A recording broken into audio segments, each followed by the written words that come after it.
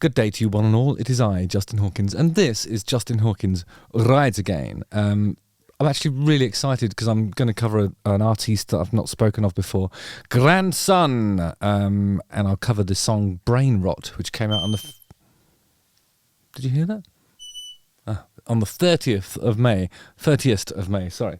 Let me do the theme tune and get straight into it. Justin Hawkins rides again.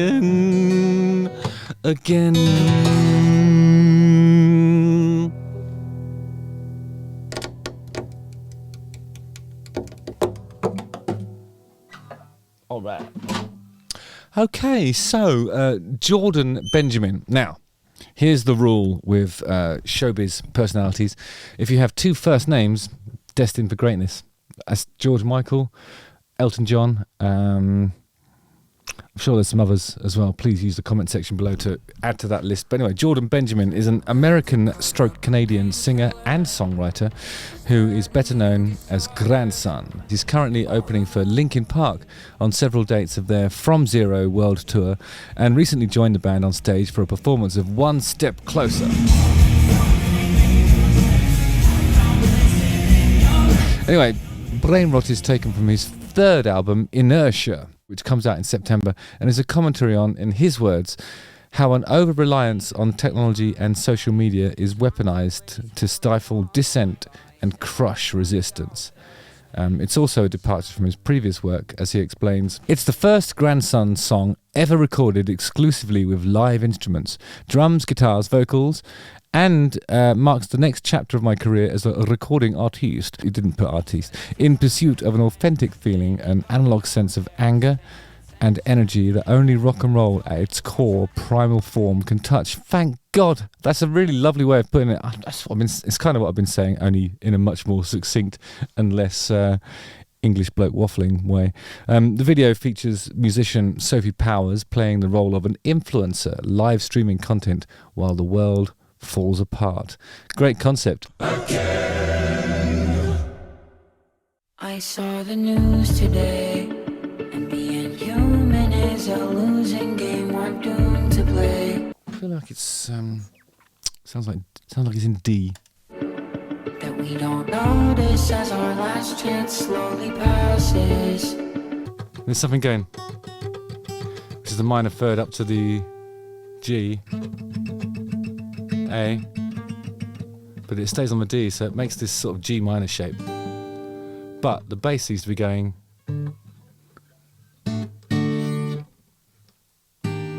Oh, maybe it's just D sharp major 7. Oh fuck, I might be overthinking this a bit. Watch the bombs go off, paid for by your taxes. Watch the net ball, watch the brain rot. That's really funny. I don't think he's anticipating an invitation to the Met Gala. So it says, I saw the news today, and being human is a losing game. We're doomed to play numb to the pain. So distracted that we don't notice as our last chance slowly passes and collapses. I suppose in American you'd say passes and collapses, which makes more sense. And then there's a rappy bit that goes, yeah, watch the world fall off its axis. Watch the bombs go off, paid for by your taxes. Brilliant. Is the world gone off its axis? Have we not? Has something happened that I haven't noticed?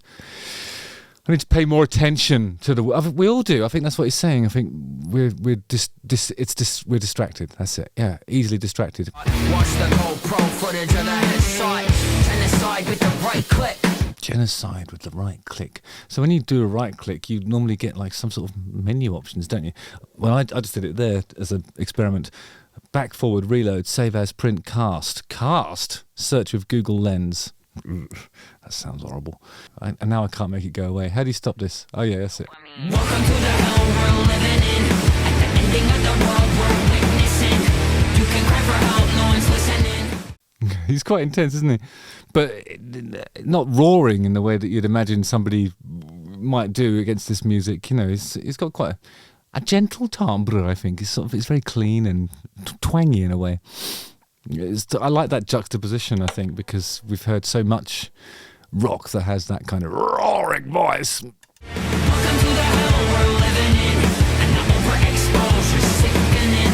You can cry for help, no one's listening. Yeah, that scene there, them rocking out in a room with sort of elaborate wallpaper that looks like a pub carpet reminds me a little bit of Blur's song 2. There's something weirdly upsetting about the Pink scene, I think, mainly because it's the sort of thing my daughter would watch. You know, I'm part of the problem, aren't I? Nowhere's headed, straight to the gutter. Watch as the winter warms up like summer, watch it all through. The winter warms up like summer. That's I think he's talking about global warming, climate change, actually. More dopamine. Welcome to the hell we're living in, and the ending of the world we're witnessing. Wow, so welcome to the hell we're living in, the ending of the world we're witnessing. You can cry for help, no one's listening. No one's listening. I mean, I suppose this does have a bit of a sort of Rage Against the Machine vibe to it.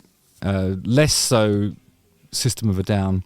But the thing about System of a Down and Rage Against the Machine is they had really distinctive voices. I'm not just talking about the singers, actually. In the case of Rage Against the Machine, you've got Tom Morello on the guitar, who approached the instrument in a way that nobody else had before, I think.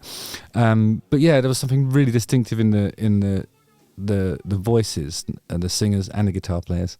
I don't know that this has that, really. I think there is a juxtaposition between the sort of heaviness of the music, but it's really tight, and it's kind of like, it still is kind of slight, for me at least, it's sort of homogenized in the sense that it sounds like other stuff that's around, but his voice is definitely distinctive. It's more important to be distinctive than it is to be anything, I think, actually. You can cry for help, no one's listening. No one's listening.